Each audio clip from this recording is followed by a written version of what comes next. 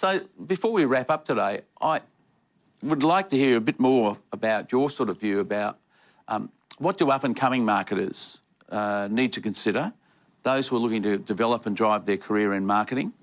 And maybe the last point is sort of, and I know I'm putting you on the spot here, what's your sort of outlook for marketing and marketing profession over the next sort of 5 years? Yeah, I mean, for the up-and-coming marketer, I think, you know, back to our earlier point about a bit of formal training, I think for me, the one area I would focus on is get square in your own heads that there's kind of 3 phases to marketing. And this helps my MBA students, and I think it helps most up-and-coming marketers. There's the first phase, which is really all about diagnosis, understanding, researching, segmentation, understanding the market you've been dropped into. I think that's the first challenge, and I think building your skills there is important.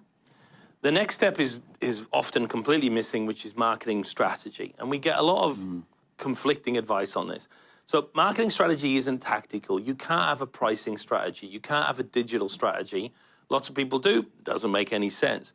Strategy is really about answering only 3 questions in marketing, which is the targeting question, the positioning question, and the objectives question.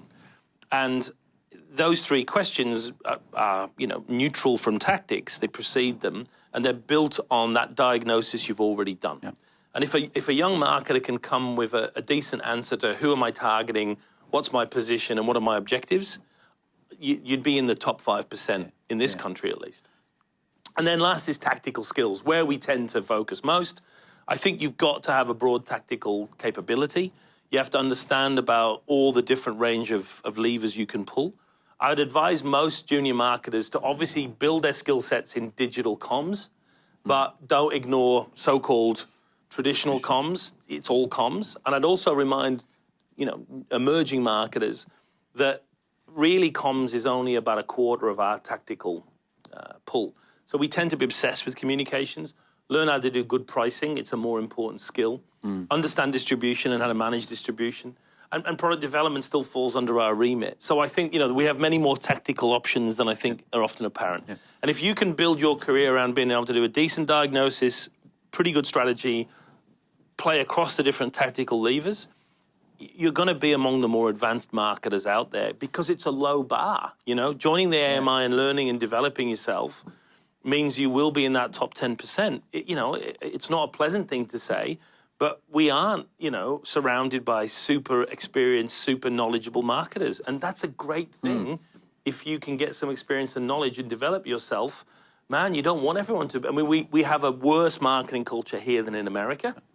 That's great news if you're a good marketer in Australia. You know what I mean? You want less competition for the big jobs. I mean, I fervently believe that although you and I might want to make the marketing culture and professionalism better in Australia, if you're a 30-year-old up-and-coming marketer, you don't want it to improve. We're not curing cancer. You want it to stay pretty bad so you can stand out. And I can understand that point of view. I think it's excellent advice about, particularly around the more strategic focus. And as an observation, there are so many marketers who are ready to jump straight into the tactical solution. That's it. And a lot of them think they're actually being strategic. That's right. There's as you point out, there's quite a misconception about what strategy is, and I think the really strong point you're making there is about develop the strategy from a sound knowledge base, have some really strong insight, inform the knowledge base, and then everything else drops out of that. So, spot on. You see it with good marketers, right? They look at all the executional stuff and they go back to the strategy and they say, does this deliver my strategy? Whereas with less experienced, less good marketers, to your point, Andrew, they're straight into tactics and they're sailing down the river. You know? Yeah. And that's when they end up in all sorts of problems when the execution just doesn't work. That's it. So.